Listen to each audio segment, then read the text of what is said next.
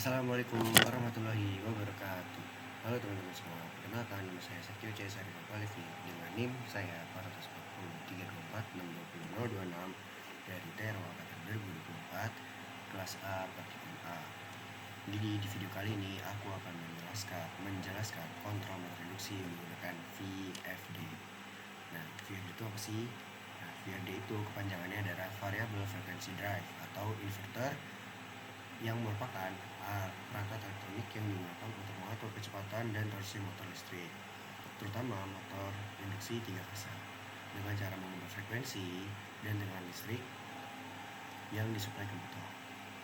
VFD mengubah daya AC dari sumber yang biasanya 220 volt atau 380 volt dengan frekuensi 50 Hz menjadi DC.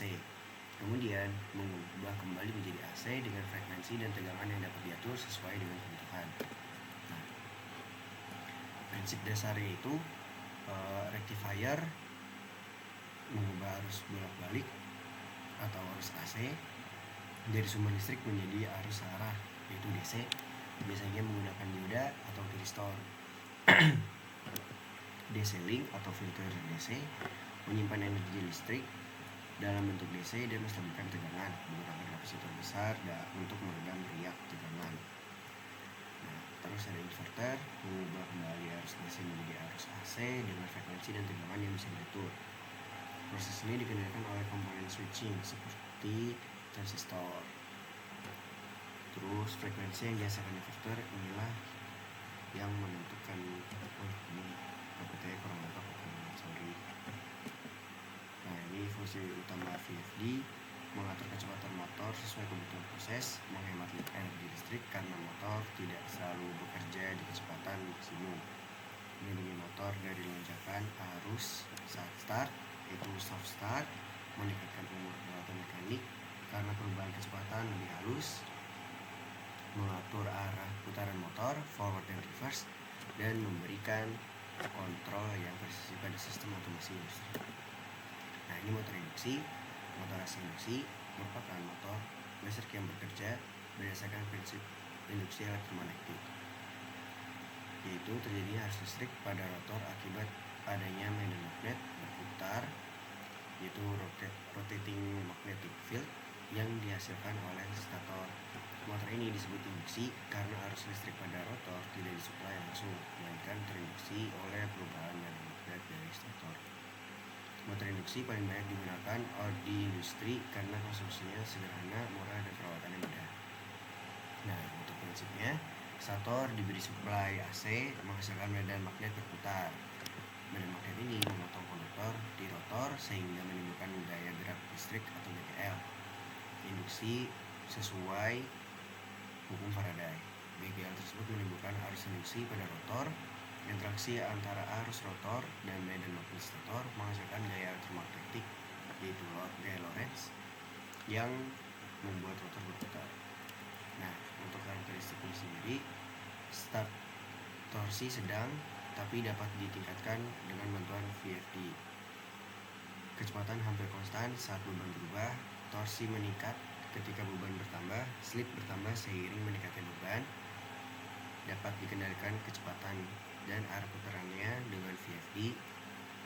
Terus aplikasi motor induksi ada pompa dan blower, conveyor dan mesin produksi, kompresor, crane dan elevator, pendingin udara, dan mesin pengaduk, mixer, dan alat pertanian. Nah, segitu dari penjelasan aku. Sekarang kita lanjut ke video mengenai. Jadi yang pertama kita pasang UPW dari rotor. Kita pasang ke inverter. Coba kita Dari gitu. Nah, itu apa? Ini tuh pemasangan kabelnya gitu ya, teman-teman.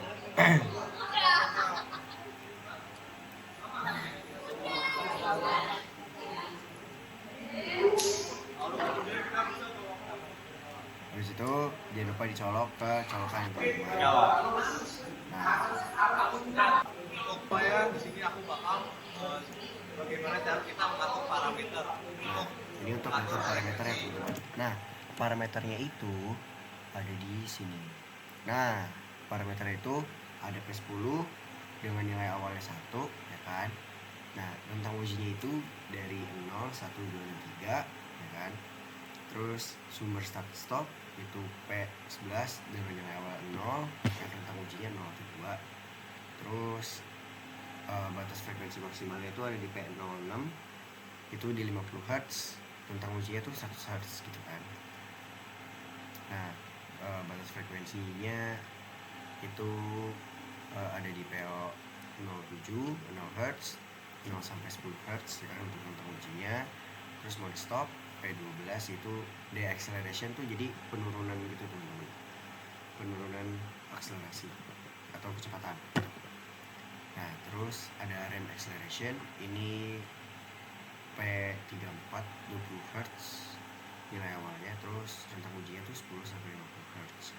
Rem deceleration itu P42 sama nilai awalnya 20 Hz, terus rentang ujinya juga masih sama. Terus jog frekuensi itu ada di P86 5 Hz dan 1 sampai 10 Hz. Nah, ya. Di sini kita lihat jogseatnya itu dia di parameter 6 tuh ada buat ngatur frekuensi. Gitu Nah, ini kan. nah, kalau udah ke-6, nah ini bisa buat kita ngatur frekuensinya. Bebas mau Itu apa. Ini buat ngatur frekuensinya bisa di kanan kiri. Kayak gitulah. Kemudian kalau udah terus kita lihat jogseat lagi. Di sini tuh ada parameter 7 ini diaturnya tuh di jogseat itu 0. Kemudian kita untuk parameter 10 ini kita bisa atur range-nya tuh yang kalau 0 itu keypad, 1 itu kita pakai potensio, 2 itu analog, 3 itu pakai RS 485, tapi kita biar lebih presisi kita pakainya yang keypad aja. Itu kita klik. Oke. Terus untuk program 11 itu kita pakainya 0 ya, karena di sini di jogseatnya 0. Setelah kita enter lagi, untuk parameter 12 kita pakainya tuh 1. Kita pakainya 1. Ini udah default ya, berarti kita. Dan jika sudah langsung aja kita bisa run. Oke, di sini saya akan menjelaskan untuk parameter ram akselerasi dan deakselerasi. Bisa dilihat di sini. Di sini untuk ram akselerasi P32, P34. Masuk ke P34. Di sini angkanya 10, semakin tinggi angkanya, semakin cepat motor akan mencapai ke frekuensi set point. Sini kita atur ke 15. Kemudian untuk mengatur parameter deakselerasi kita masuk ke parameter 42. Di sini juga sama, semakin tinggi angkanya, semakin cepat motor akan berhenti.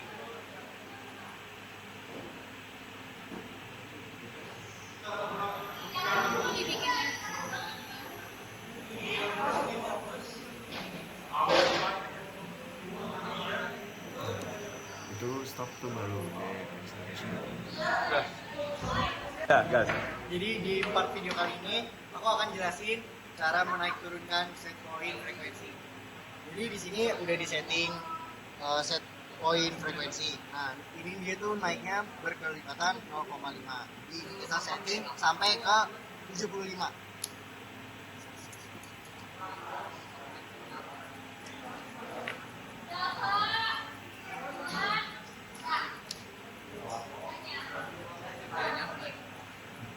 Nah, ini udah 75. Kalau di run itu dia akan mutar.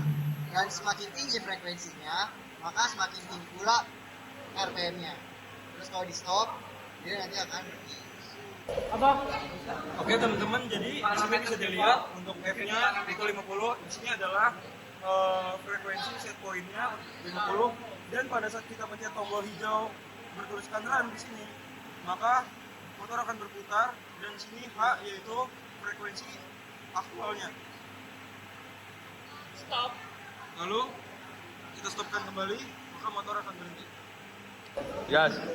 Udah. Oke baik. Di sini aku akan menjelaskan tentang perbedaan forward dan reverse. Bisa dilihat di sini. Ini kan tampilannya di forward. Ketika kita run, nah maka motor akan berputar searah jarum jam. Kemudian kita stop dan kita ubah menjadi reverse.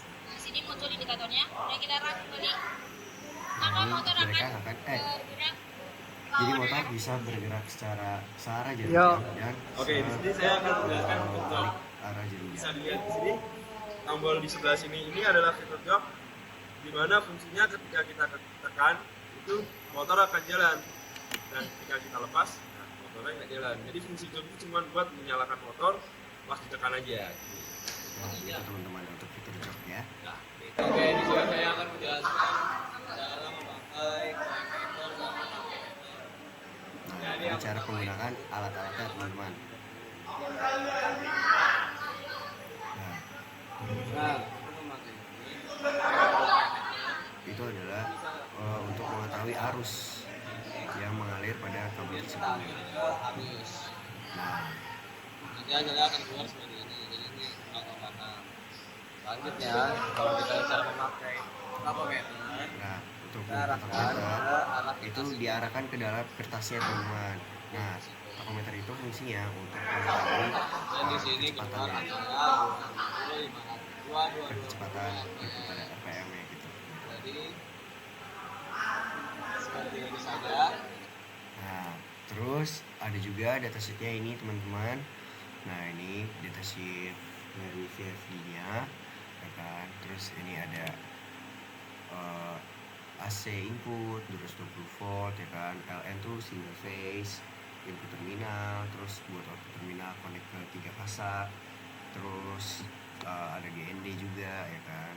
Nah, terus ini untuk port-portnya, ya kan. Nah, ini untuk analog voltage input, terus arus, input arus gitu kan.